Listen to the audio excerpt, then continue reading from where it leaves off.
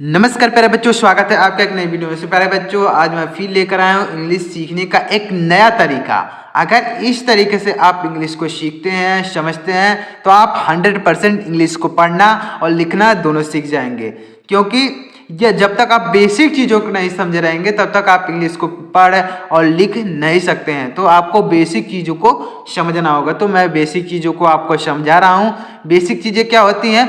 मात्राएं, अक्षर और जो बारह खाड़ी होता है, ये सभी चीज़ें अगर आप समझ लेते हैं तो आप 100% इंग्लिश को पढ़ना और लिखना दोनों सीख जाएंगे।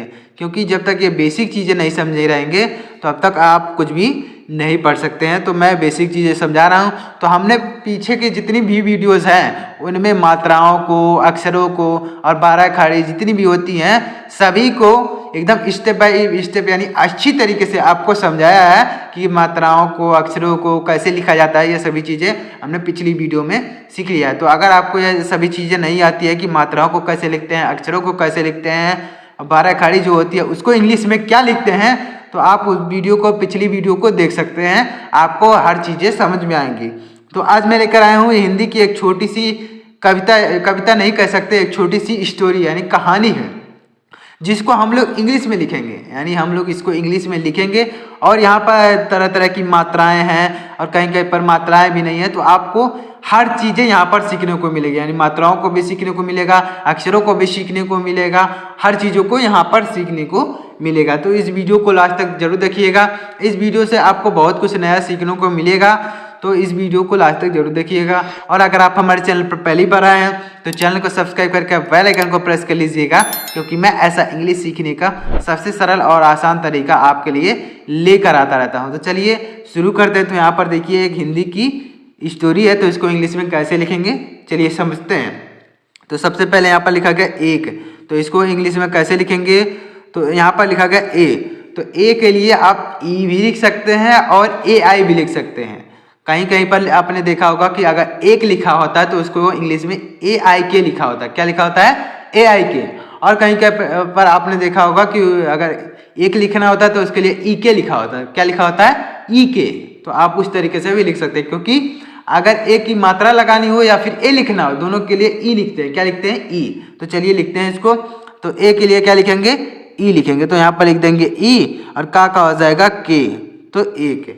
ऐसे भी लिख सकते हैं। और अगर आप इस तरीके से नहीं लिखना चाहते, अगर उस तरीके से लिखना चाहते हैं कि ए आई लिखेंगे, हम ए के लिए क्या लिखेंगे? ए आई लिखेंगे और का के लिए लिखेंगे के, तो इस तरीके से भी लिख सकते हैं। दोनों सही है।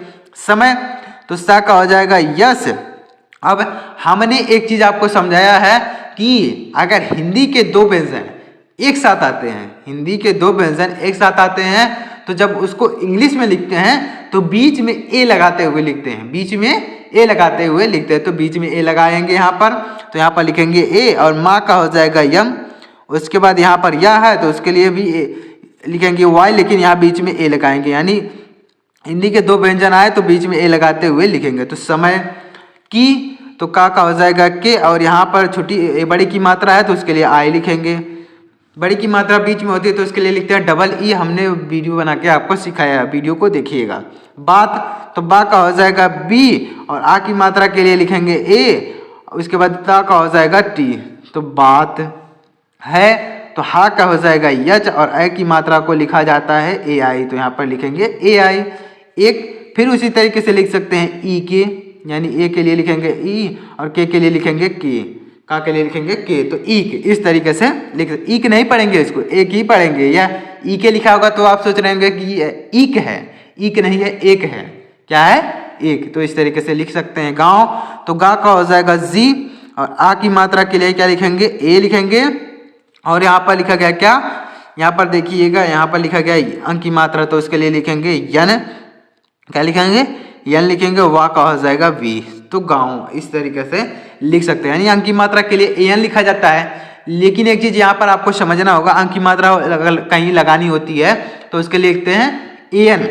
लेकिन एक चीज समझिएगा कि अगर मान लीजिए अंक की मात्रा के साथ अगर कोई और मात्रा लगी हो, जैसे यहाँ अंक की मात्रा के साथ कौन सी मात्रा है? आ की मात्रा। तो अंक की मात्रा के साथ अगर कोई मात्रा है तो अंक की मात्रा के लिए क्या लिखते हैं, केवल यन लिखते हैं, केवल यन लिखते हैं। और अगर कहीं पर अंक की मात्रा है उसके साथ कोई मात्रा नहीं लगी है तो आप क्या लिखेंगे, ए एन लिखेंगे।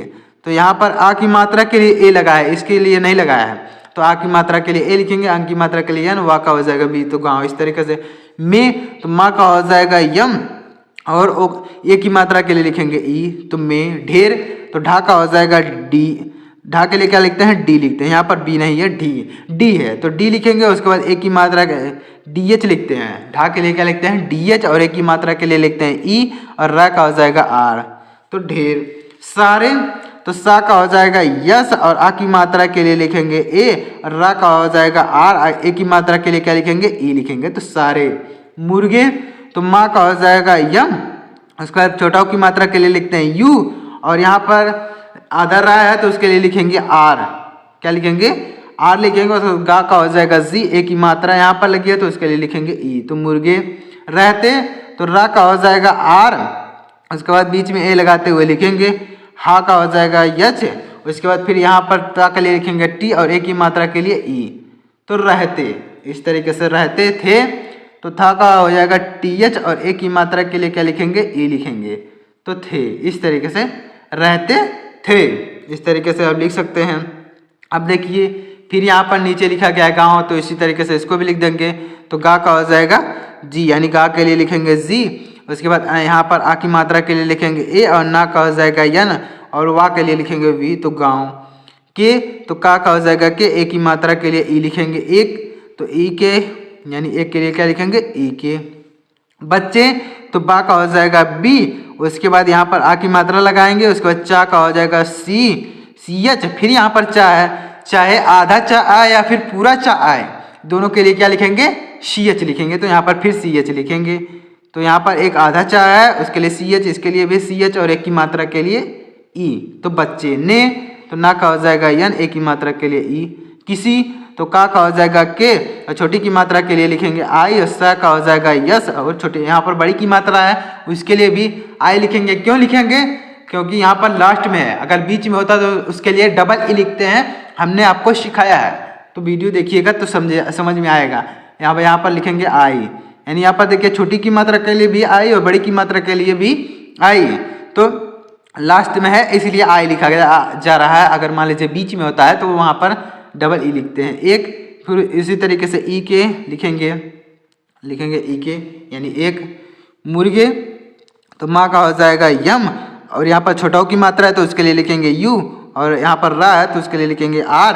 गा का होगा जी, ए की मात्रा के लिए ई, तो मुर्गे।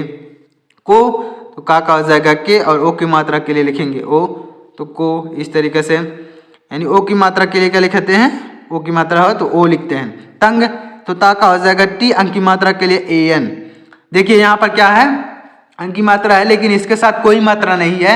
अभी ऊपर हमने समझाया कि अगर कहीं पर अंक की मात्रा हो, अगर उसके साथ कोई मात्रा लगी हो तो आप बीच में केवल यन लिखेंगे, यानी अंक की मात्रा लगाने के लिए क्या लिखेंगे, यन लिखेंगे। लेकिन यहाँ पर कोई मात्रा नहीं है तो उसके लिए ए एन लिखेंगे। देखिए इस तरीके से, जैसे यहाँ पर अंक की मात्रा है केवल और कोई मात्रा नहीं लगी है तो उसके लिए ए एन लिखेंगे, और गा का हो जाएगा जी। तो तंग कर, का हो जाएगा के, बीच में ए लिखेंगे, और रा का हो जाएगा आर। दिया, तो दा का हो जाएगा डी, और यहाँ पर छोटी की मात्रा है तो उसके लिए आई। या का हो जाएगा वाई, आ की मात्रा के लिए ए, तो दिया था का हो जाएगा टी एच, और आ की मात्रा के लिए ए, तो दिया था। इस तरीके से, तो आशा करता हूँ कि आपको यह चीज़ें समझ में आ रही होंगी। तो अगर आपको ये चीज़ें समझ में आ रही हो तो प्लीज़ वीडियो को लाइक कर दीजिएगा। लाइक करने से हमको यह समझ में आता है कि जो मैं चीज़ें आपको समझा रहा हूँ वह आपको समझ में आ रहा है कि नहीं। तो मुझे अच्छा लगता है कि मैं जो चीज़ें आपको सिखा रहा हूँ वह आपको अच्छा लग रहा है। तो अगर आपको पसंद आ जाए तो प्लीज़ वीडियो को एक लाइक कर दीजिएगा। चलिए देखते हैं, यहाँ पर लिखा गया मुर्गा। फिर से, तो इसको कैसे लिखेंगे, माँ का हो जाएगा यम, और छोटाओं की मात्रा के लिए लिखेंगे यू, उसके बाद रा का हो जाएगा आर, और गा का होगा जी, और आ की मात्रा यहाँ पर लगी है तो उसके लिए लिखेंगे ए, तो मुर्गा। परेशान, तो पा का हो जाएगा पी, बीच में ए लिखेंगे, और रा का हो जाएगा आर, ए की मात्रा के लिए ई लिखेंगे, उसका सा का हो जाएगा यस एच, आ की मात्रा के लिए ए लिखेंगे, और ना का हो जाएगा यन। तो परेशान हो, तो हा का हो जाएगा यच, और ओ की मात्रा के लिए ओ। गया, तो गा का होगा जी, और यहाँ पर बीच में ए लिखेंगे, और या का हो जाएगा वाई, आ की मात्रा के लिए ए, तो गया। इस तरीके से, यानी यहाँ पर बीच में ए क्यों लगाए हैं, क्योंकि हिंदी के दो व्यंजन एक साथ हैं इसलिए यहाँ पर ए लगाया गया है। उसने तो यहाँ पर छोटा हुआ है तो उसके लिए लिखेंगे यू और सा का हो जाएगा यस। अब सोच रहे होंगे कि यहाँ पर हिंदी के तो दो व्यंजन एक साथ है तो बीच में ए क्यों नहीं लगाएं, तो ए इसलिए नहीं लगाए यहाँ पर क्योंकि यह व्यंजन नहीं है, यह स्वर है और यह व्यंजन है। तो जब स्वर और व्यंजन एक साथ आएंगे तो बीच में ए नहीं लगाएंगे, तो ऐसे ही लिख देंगे। तो इस तरीके से लिखेंगे, और छोटाओं के लिए यू और सा का हो जाएगा यस और यहाँ पर ना का हो जाएगा यन, एक ही मात्रा के लिए ए। अब यहाँ पर हमने समझाया है कि जब हिंदी के दो व्यंजन एक साथ आए, एक पर मात्रा लगी हो एक पर मात्रा ना लगी हो, तो आप बीच में ए लगा भी सकते हैं। अगर आप यहाँ पर ए लगा देते हैं तो भी सही होगा, अगर नहीं लगाते हैं तो भी सही होगा। तो इस तरीके से लिख सकते हैं। अब देखिए अगले का दिन कैसे लिखेंगे, तो आ का हो जाएगा ए और गा का होगा जी और ला का होगा यल, एक ही मात्रा के लिए ई। यहाँ पर हिंदी के दो व्यंजन एक साथ नहीं है, यहाँ पर स्वर और व्यंजन एक साथ है इसलिए यहाँ पर बीच में ए नहीं लगाया है। दिन तो दा का हो जाएगा डी और छोटी की मात्रा के लिए आई लिखेंगे और ना का हो जाएगा यन। सुबह तो सा का हो जाएगा यस और छोटाओं की मात्रा के लिए यू लिखेंगे। बा का होगा बी और बीच में ए लिखेंगे और हा का हो जाएगा यस। तो सुबह मैं माँ का हो जाएगा यम, आई की मात्रा के लिए क्या लिखेंगे ए आई, तो मैं इस तरीके से लिखेंगे मैं। आवाज़ तो देखिए बड़ा आ आया तो उसके लिए हमने बताया कि डबल ए लिखते हैं, तो यहाँ पर डबल ए लिखेंगे। वा का हो जाएगा वी, आ की मात्रा के लिए लिखेंगे ए और जा का हो जाएगा जे, तो आवाज़ इस तरीके से लिख सकते हैं। नहीं चाहिए नहीं करूँगा तो ना का हो जाएगा यन, बीच में लिखेंगे और हा का हो जाएगा यच और यहाँ पर बड़ी की मात्रा लास्ट में तो उसके लिए लिखेंगे आई। नहीं करूँगा तो का हो जाएगा के, उसके बाद रा का उसके बाद बीच में ए लिखेंगे, उसके बाद रा का हो जाएगा आर और यहाँ पर छोटा की मात्रा है तो उसके लिए लिखेंगे यू और यहाँ पर अंक की मात्रा है तो उसके लिए यन लिखेंगे और गा का होगा जी, आ की मात्रा के लिए ए, तो करूँगा। इस तरीके से आप आसानी से कोई भी हिंदी का शब्द है कितना भी बड़ा क्यों ना है आप इसी तरीके से उसे लिख सकते हैं, इसी तरीके से आप आसानी से लिख सकते हैं। तो अगर आपको इस वीडियो से कुछ सीखने को मिला हो तो प्लीज़ वीडियो को लाइक कर दीजिएगा और चैनल को भी सब्सक्राइब करके बेल आइकन को प्रेस कर लीजिएगा, क्योंकि मैं ऐसा इंग्लिश सीखने का सबसे सरल और आसान तरीका आपके लिए लेकर आता रहता हूँ। तो चलिए मिलते हैं अगली वीडियो में किसी नए टॉपिक के साथ, तब तक के लिए जय हिंद, वंदे मातरम।